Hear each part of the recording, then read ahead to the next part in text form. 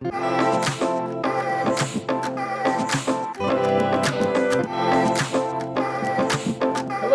my name is Benji, and I'm one of the resident artists for the Arizona Museum of Natural History.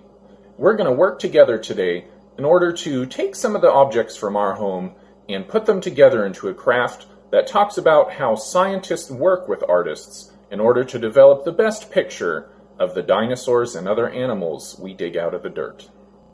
When you're out digging with a team of paleontologists, it's very rare that you're going to find an entire animal skeleton. Oftentimes, you only find pieces of arm bones, pieces of the spine, pieces of ribs. If you're really lucky, though, you're going to find skull bones. That's going to be the easiest way to determine what your animal species was, but for the most part, you're not going to find the whole animal.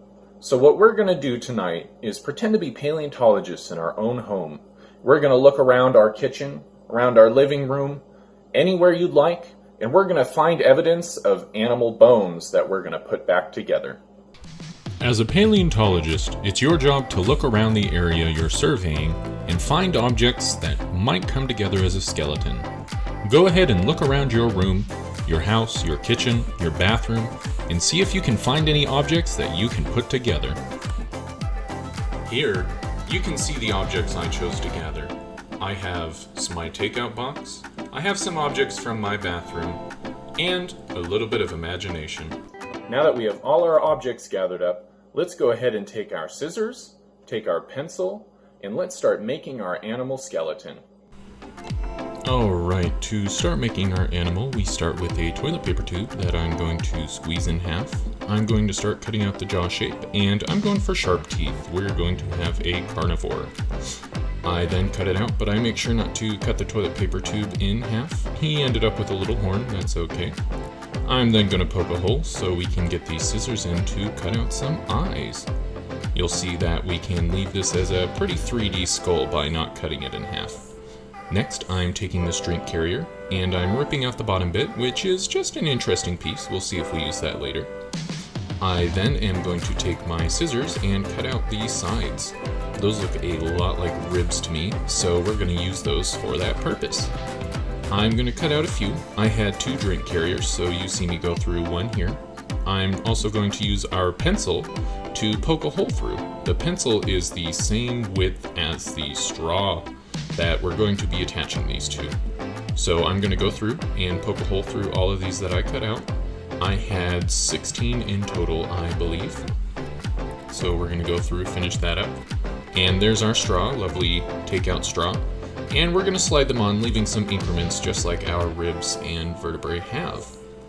So once this goes on, you'll see it's a pretty easy way to get everything attached.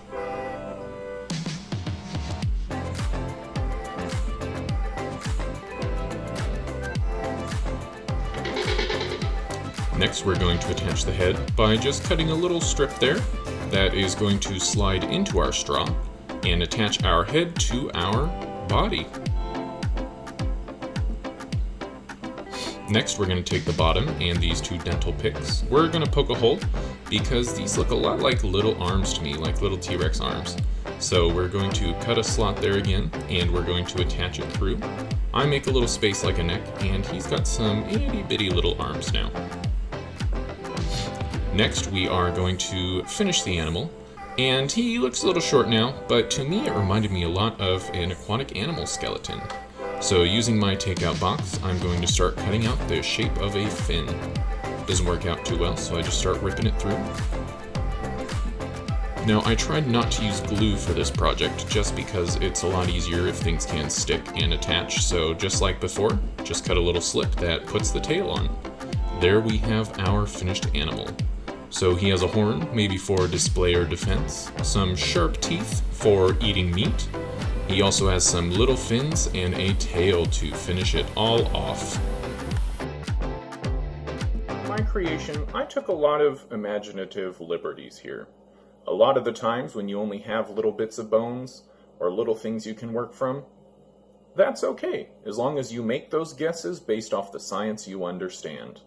Now, once you go ahead and make up your new skeleton of an animal, go ahead and share that with the hashtag #TogetherInTheDesert or share it with engagement@mesaartscenter.com.